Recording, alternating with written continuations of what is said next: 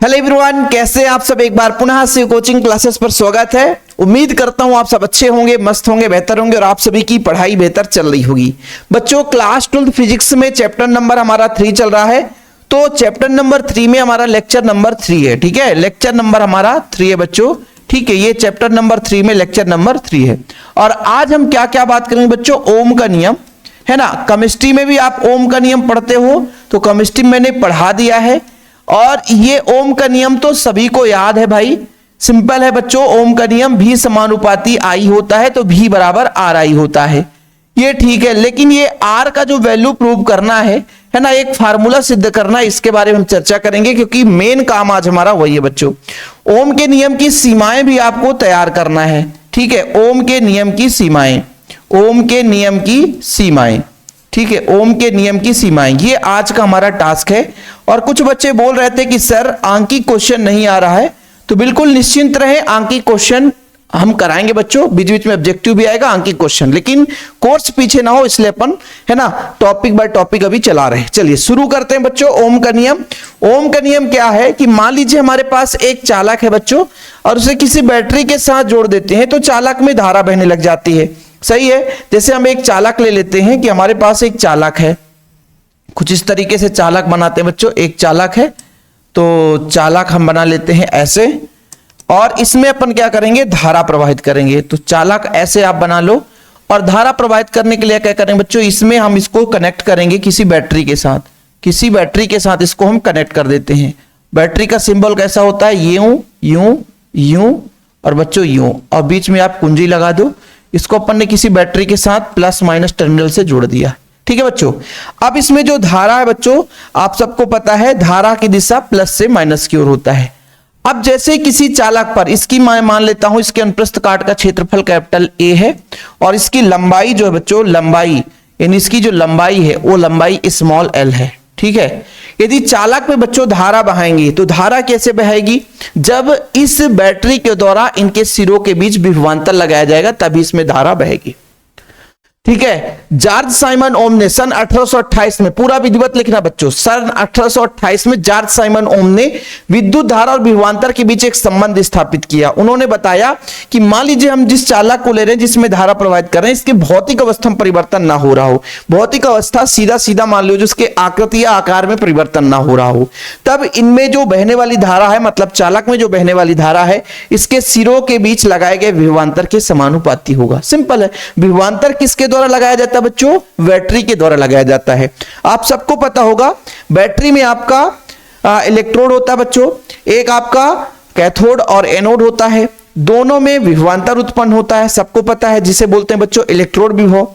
और उन्हीं इलेक्ट्रोड विभव के कारण यहां पर विभवांतर बच्चों विभव आरोपित होता, मतलब एक विभव, तो इनके बीच का जो विभवांतर है भाई, यहां पर भी विभव होगा, यहां पर विभव होगा, तो दोनों सिरों के बीच जो विभवांतर है ना बच्चों, जितना विभवांतर लगाएंगे उतना ही ज्यादा इसमें धारा बहेगी। ये किसके द्वारा लगाया जाएगा, बैटरी के द्वारा लगाया जाएगा। बैटरी मतलब सेलों का कॉम्बिनेशन।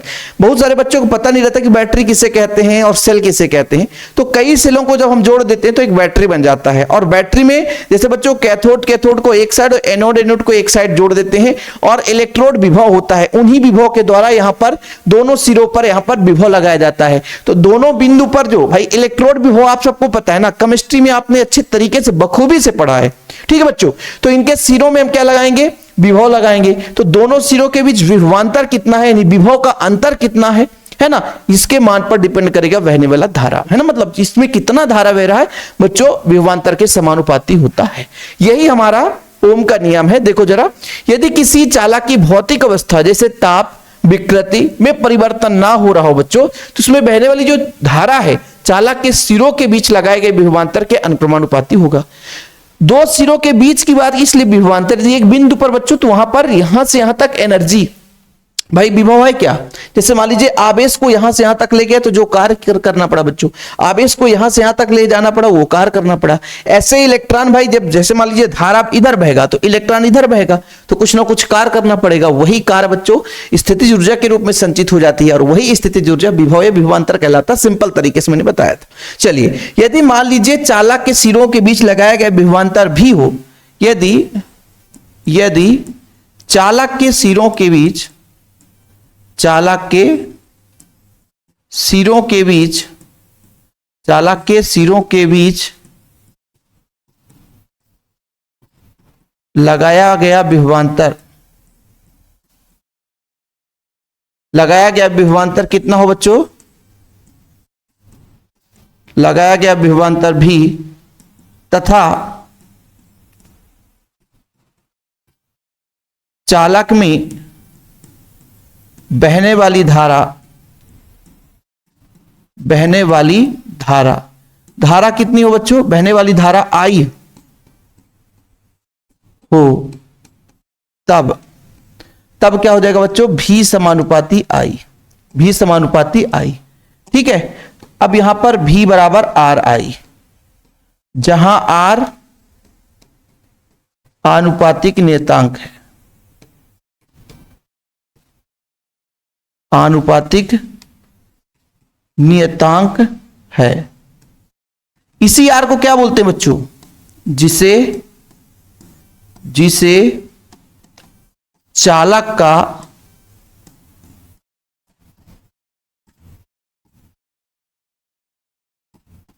प्रतिरोध, चालक का प्रतिरोध कहते हैं। बड़े प्यार से आपको समझ में आ गया होगा भाई।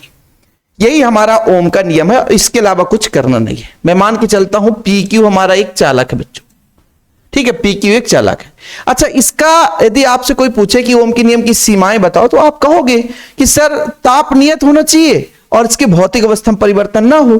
ठीक है, दो ही चीज है कि चालक का ताप नियत हो, चालक में विकृति ना हो। मतलब जैसे हमने धारा प्रवाहित किया, अर्थात सिरों में विभवांतर लगाया, उसमें धारा बह रहा है, तो भाई साहब उसमें किसी प्रकार से आकार आयतन में परिवर्तन ना हो। ठीक है, तो यदि चालक का ताप नियत नहीं है तो उसका प्रतिरोध परिवर्तित हो जाएगा बच्चों।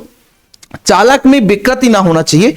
यदि चालक की लंबाई, अनुप्रस्थ परिच्छेद के क्षेत्रफल आदि में परिवर्तन होता है तो उसका प्रतिरोध नियत नहीं रहता। ठीक है बच्चों, ये ओम के नियम की सीमाएं हैं। ठीक, चीजें क्लियर हो गया होगा। ओम का नियम आपसे आसानी से बन जाएगा। चलिए आगे बात करते हैं बच्चों। जो आज का मेन हेडिंग है, ओम के नियम का निगमन। ठीक है, जिससे प्रतिरोध R का सूत्र निकलता बच्चों, ओम के नियम का निगमन, या आप लोग ऐसा लिख सकते हो प्रतिरोध R का मान ज्ञात करना। तो नए पेज में बढ़िया कंटेंट बनाते हैं एकदम सुपर स्टाइल से, और आप लोग भी बच्चों बढ़िया बढ़िया लिखते चलिएगा। ठीक है, तो आप लोग हेडिंग लगाएंगे, क्या हेडिंग लगाएंगे बच्चों? ओम के नियम का निगमन। ओम के नियम का, ओम के नियम का निगमन, ओम के नियम का निगमन। ठीक है बच्चों, बड़े प्यार से ओम के नियम का निगमन करेंगे। इसके लिए अपन ने क्या कहा कि अपने पास एक चालक है बच्चों। क्या है? चालक है। चलो चालक बना लेते हैं। चालक कुछ इस तरीके से बनाते हैं। इसी से एक चालक है बच्चों, एक चालक है, छोटा सा चालक है। ठीक है, एक चालक है और इस चालक में बच्चों क्या करें? विद्युत धारा प्रवाहित करें, यानी चालक के सिरों के बीच विभवांतर लगाते हैं।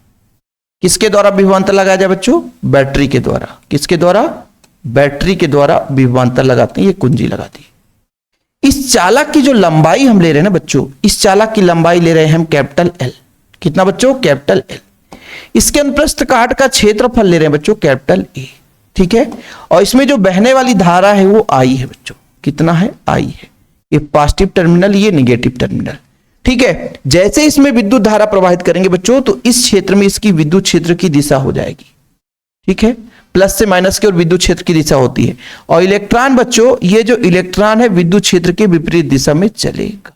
ये चीज आपको पता होना चाहिए। ये अनुगमन वेग में मैंने अच्छे तरीके से पढ़ाया है कि हमारे पास एक चालक है।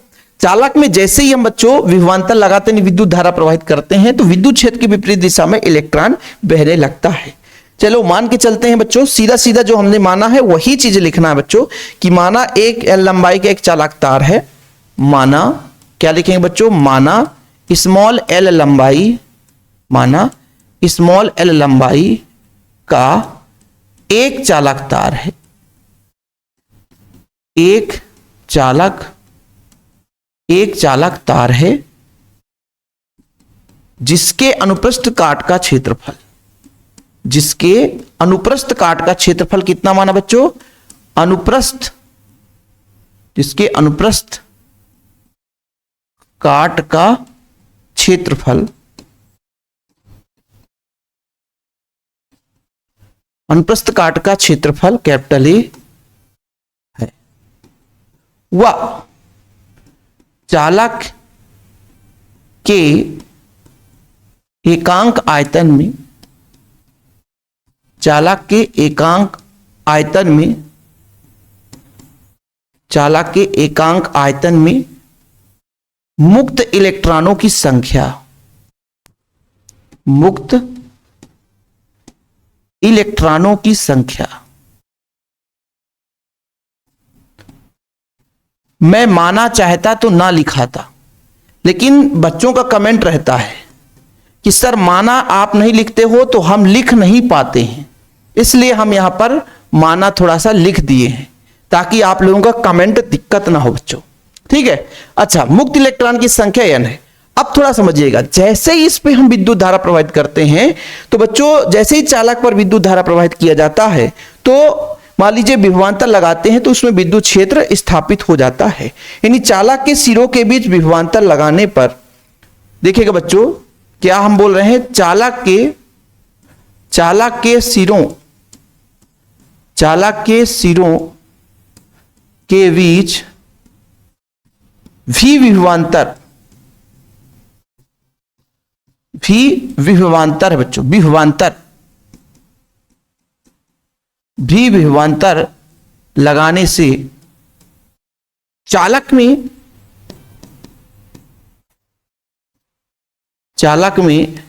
कौन सा क्षेत्र उत्पन्न हो जाता है बच्चों, विद्युत क्षेत्र ई उत्पन्न हो जाता है। अच्छा, तो भाई आप बताओ विद्युत क्षेत्र और विभवांतर में क्या संबंध होता है, यह संबंध होता है, विद्युत क्षेत्र और विभवांतर में यह संबंध होता है, ठीक है बच्चों, विद्युत क्षेत्र और विभवांतर में यह संबंध होता है, ठीक है, याद रखिएगा ये विद्युत क्षेत्र और विभवांतर में संबंध। सर ये कहां पढ़ लिया हमने, अरे भाई विभव प्रवणता बताया था मैंने ना, ठीक है। ई बराबर कितना होता बच्चों, ई बराबर कितना होता, विभव प्रवणता बताया था हमने, ई बराबर होता है -dV/dr, ठीक है। ये आपका विभवांतर ही है और ये आपका बच्चों लंबाई है, तो लंबाई यहां पर कितना है, L है, तो L ले लिया। तो यहां से किसी को प्रॉब्लम नहीं होना चाहिए कहां से आ गया, ये पिछले चैप्टर में हमने पढ़ाया था, ठीक है बच्चों, ठीक है। माना थोड़ा सा जल्दी जल्दी लिखा हूं तो आपको समझ में आ गया। माना L लंबाई का एक चालक तार है जिसके अनुप्रस्थ काट का क्षेत्रफल कैपिटल A है, वह चालक के एकांक आयतन में मुक्त इलेक्ट्रॉन की संख्या स्मॉल n है बच्चों। चालक के सिरों के बीच भी विभवांतर लगाने से चालक में विद्युत क्षेत्र है ना E उत्पन्न हो जाता है, तो E बराबर V/L। अच्छा, अनुगमन वेग अब यहां पे मैं बताने वाला हूं बच्चों, तो आप लोगों को लगेगा कि पूरा अनुगमन वेग बताएंगे, तो ऐसा नहीं है। देखो बच्चों, जैसे ही विद्युत क्षेत्र लगाते हैं तो इलेक्ट्रॉन विद्युत क्षेत्र के विपरीत दिशा में चलने लग जाते हैं, और इलेक्ट्रॉन चलते हैं तो टक्कर होता है, तो हर इलेक्ट्रॉन का वेग अलग अलग होता है। जैसे मान लीजिए विद्युत क्षेत्र लगाते हैं तो इलेक्ट्रॉन चलना शुरू करता है और बीच बीच में टक्कर भी होता है बच्चों, तो हर समय उसका वेग थोड़ा इधर उधर होता है, तो इसलिए कहा जाता है कि मुक्त इलेक्ट्रॉनों का जो औसत नियत वेग है बच्चों, हम वो बात करते हैं कि जितने भी इलेक्ट्रॉन है मतलब E1 E2 E3 जितने भी इलेक्ट्रॉन है बच्चों, उनका नियत जो औसत वेग होता है, मतलब जैसे कोई इलेक्ट्रॉन है बच्चों, इलेक्ट्रॉन पर हम वैसे विद्युत क्षेत्र लगाएं उसके विपरीत दिशा में बल लगता है और चलना शुरू करता है, लेकिन इलेक्ट्रॉन इधर उधर घूमता है, कभी थोड़ा तेज, कभी मतलब धीरे, कभी मतलब मंद गति से चलता है, तो उनका हम एक एवरेज निकालते हैं, औसत वेग होता है, वही आपका बच्चों अनुगमन वेग कहलाता है। क्या कहलाता है, अनुगमन वेग कहलाता है, ठीक है।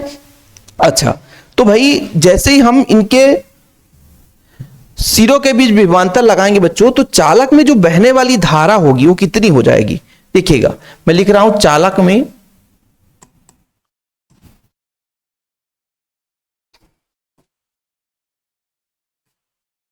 चालक में बहने वाली धारा,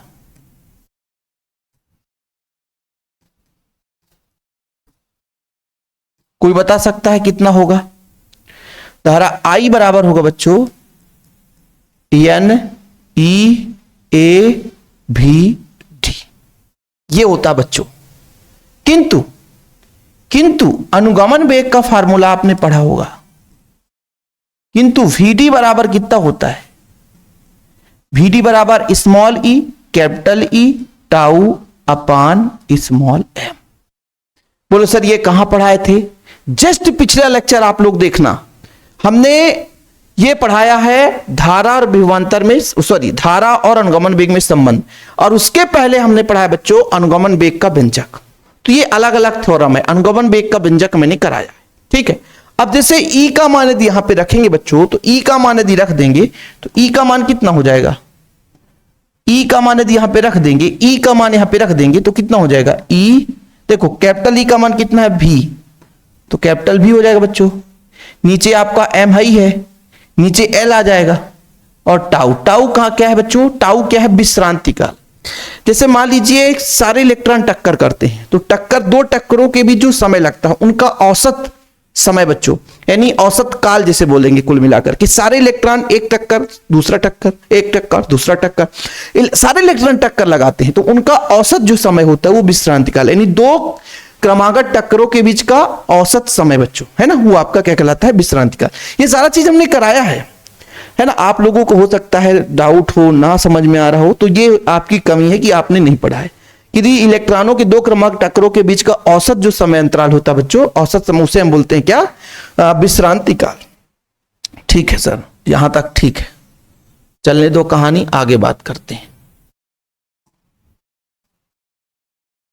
ठीक है, अब इसके बाद हम बात करेंगे बच्चों, आई में इसकी वैल्यू पुट कर दें, Vd का वैल्यू पुट कर देंगे, तब आई बराबर कितना हो जाएगा? आपका n है, E है, A है बच्चों, Vd का मान कितना है? Vd का मान E V टाउ अपान एम एल, या प्यारे बच्चों, या आई बराबर, देखिएगा जरा, n है तो n रहने दो, E का E से स्क्वायर हो जाएगा बच्चों, है ना बच्चों। इसके बाद आपका कुछ कट पिट रहा हो तो काट पिट दो, नहीं कट रहा है तो कोई बात ही नहीं है। A है तो A रहने दो, V है तो V रहने दो, टाउ है तो टाउ रहने दो, आपका ML है तो ML रहने दो। यहां से कहानी में ट्विस्ट आने वाला है, देखना बच्चों, मैं V को उधर ही रहने दूं, मैं V को उधर ही रहने दूं और I को इधर ले जाऊं तो बटे में जाएगा। देखिएगा पक्षांतर होता, पक्षांतर में ऊपर का नीचे, नीचे का ऊपर होता है। अब ML को इधर लाऊंगा तो ML ऊपर हो जाएगा, ठीक है सर। और क्या बचा? N नीचे चला जाएगा, E स्क्वायर नीचे चला जाएगा, A नीचे चला जाएगा, और टाउ भी नीचे चला जाएगा। ठीक है बच्चों, V बटा आई, V बटा आई। अब कहोगे सर ये कहां से आया? देखो देखो जरा, इसलिए तो कहता हूं सब कुछ समझ में आना चाहिए। ये देखो जरा, ये देखो बच्चों, यहां पे देखो, यहां पे कुछ नजर आ रहा है, यहां पे V बराबर आर आई, यहां पे V बराबर आर आई, तो V बटा, यदि मैं आपसे कह दूंगा V बटा, मैं कह दूंगा बच्चों कि V बटा आई कितना हो जाएगा, तो कह दोगे सर R के बराबर होगा। यही तो कहता हूं उनका नियम, V बटा, ठीक है। तो आप लोगों से इतना क्लियर रहना चाहिए। देखो जरा, मैं यहां पे बताता हूं, अब मैं यहां पे देखूंगा बच्चों कि V बटा आई जो है वो किसके बराबर हो जाएगा? R के बराबर हो जाएगा, यानी इसको हम R के बराबर तुलना करेंगे। लेकिन एक दो लाइन हमको लिखना पड़ेगा, तो हम लिख लेंगे बच्चों थोड़ा सा, हाँ थोड़ा सा आप लोग स्क्रीनशॉट, 1 मिनट का समय, मतलब 2-3 सेकंड, क्योंकि बाद में कहते हैं ना बच्चे कि स्क्रीनशॉट लेने का समय नहीं देते बच्चों, ठीक है। तो मैं यहां पर 1 मिनट आपको समय देता हूं, ठीक है। चलो अब देखिएगा, हमारे पास जो वैल्यू आ चुका है, हमारे पास जो वैल्यू आ गया है, V बटा आई बराबर कितना आया था बच्चों? ML था ऊपर, हाँ सर, नीचे कितना था? N था, E स्क्वायर था, A था और टाउ था। ठीक है बच्चों, यदि चालक का ताप नियत, यदि चालक का ताप नियत रहे बच्चों, यदि चालक का ताप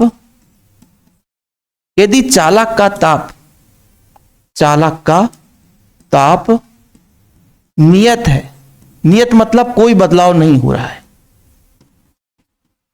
तब ML अपान इसका बच्चों N E square A tau का मान का मान नियत होगा, या हम ऐसा कह सकते हैं बच्चों कि एक स्थिरांक होगा, का मान नियत होगा, जिसे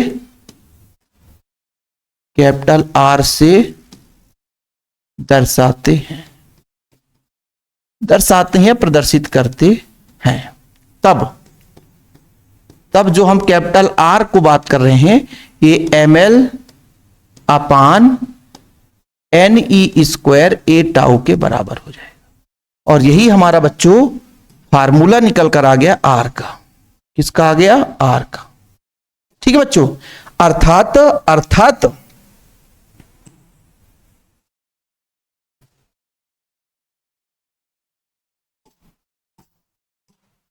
देखिएगा, यहां पे आर रख दूं बच्चों, अर्थात भी अपान आई बराबर कितना करूंगा? आर। तो यहां से आप कहोगे भी बराबर आई आर, जब आर हटाऊंगा तो भी समानुपाती आई हो जाएगा बच्चों। यही ओम का नियम है, यही ओम का नियम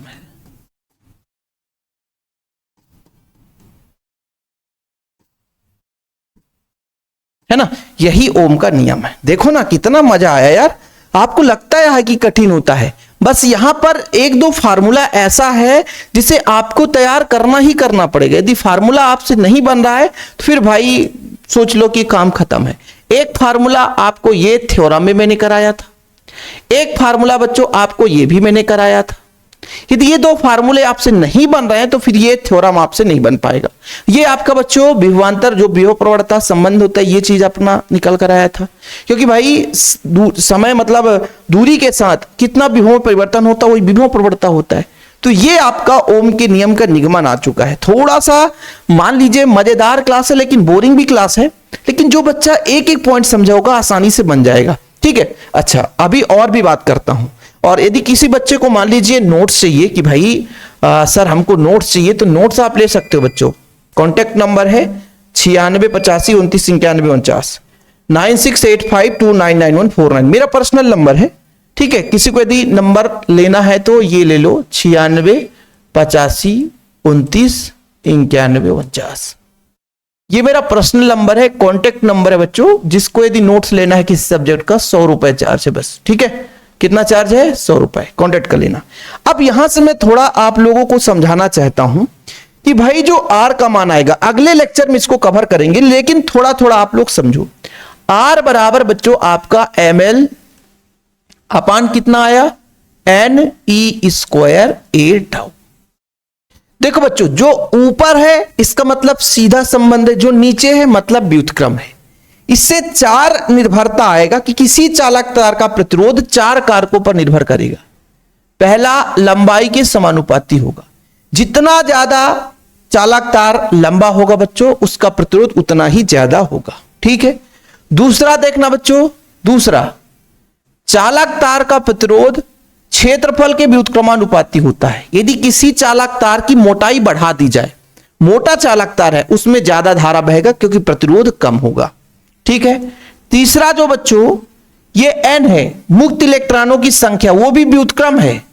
तो मुक्त इलेक्ट्रॉनों की संख्या के व्युत्क्रमानुपाती, मुक्त इलेक्ट्रॉन संख्या ज्यादा है तो प्रतिरोध कम होगा, क्योंकि इलेक्ट्रॉन भाई जितना ज्यादा बहेगा धारा उतनी बहेगी।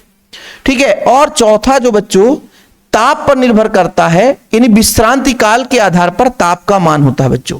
तो ये विश्रांति काल के व्युत्क्रमानुपाती होता है। ताप का संबंध होता है सीधा सीधा विश्रांति काल से, क्योंकि तापमान ज्यादा करेंगे तो विश्रांति काल कम हो जाएगा, प्रतिरोध बढ़ जाएगा। तापमान देखना बच्चों, तापमान यदि बढ़ा दें, देखो तापमान यदि बढ़ाएंगे तो टाउ का मान क्या हो जाएगा? कम हो जाएगा, और टाउ का मान कम होगा, प्रतिरोध बढ़ जाएगा। Simple simple. इसीलिए तो कहते हैं कि तापमान नियत रहना चाहिए। तापमान बढ़ा दिए तो प्रतिरोध बढ़ जाएगा सीधा सीधा, क्योंकि टाउ का मान कम हो जाता है। टाउ का मान मतलब टक्करों, भाई जल्दी जल्दी टक्कर करेंगे, समय कम हो जाएगा, टक्करों का अंतराल कम हो जाएगा। और जैसे टाउ का मान कम होगा, प्रतिरोध क्या हो जाएगा? बढ़ जाएगा। और प्रतिरोध बढ़ेगा तो धारा कम हो जाएगी बच्चों। लाइट आता जाता है, लेकिन अपना सिलेबस अपना टॉपिक भी कंप्लीट हो चुका है। ठीक है, तो ये 24-25 मिनट में आप लोगों ने ओम के नियम का निगमन अच्छे तरीके से सीख लिया है। ओम के नियम की सीमाएं आपने सीख ली, ओम के नियम का कथन। यदि 2 नंबर में आता है बच्चों तो ओम के नियम के इतना लिखना है। यदि सीमाएं 1 नंबर में पूछ दिया तो आपको इसको लिखना है। यदि गणितीय व्याख्या पूछ दिया जाए बच्चों तो ओम के नियम का निगमन इतना पूरा करना है। चीजें क्लियर? इसकी निर्भरता पर हम कल चर्चा करेंगे, बढ़िया बारीकी से देखेंगे बच्चों, क्योंकि प्रतिरोध पढ़ेंगे। प्रतिरोध है क्या? प्रतिरोध कहलाता क्या है बच्चों? चालक के द्वारा ही विद्युत धारा के मार्ग में रुकावट डाला जाता है। जैसे आपके घर में, आपका घर परिवार अच्छा चल रहा हो, लेकिन आपके घर में कुछ ऐसा सदस्य हो जाए कि ना तो आपको काम करने देंगे, ना तो आपको पढ़ने देंगे, ना तो कुछ करने देंगे, बस घूमेंगे, नशा करेंगे। ऐसे लोग क्या होते हैं? परिवार के तहस नहस कर देते हैं बच्चों। इसी तरीके से चालक में ही मुक्त इलेक्ट्रॉन ही धारा के मार्ग में अवरोध का कारण बनते हैं। उसके बाद कल चर्चा करेंगे। ओके, हाँ भाई, थोड़ा सा सेशन में मेहनत लगा है तो आप लोग भी इस मेहनत के लिए अटेंडेंस थम्स अप करके जरूर दे दें। ठीक है बच्चों, प्यार भरा कमेंट का इंतजार रहता है, तो आप लोग जैसा भी रिस्पॉन्स रहे बताइएगा जरूर। जय हिंद, वंदे मातरम।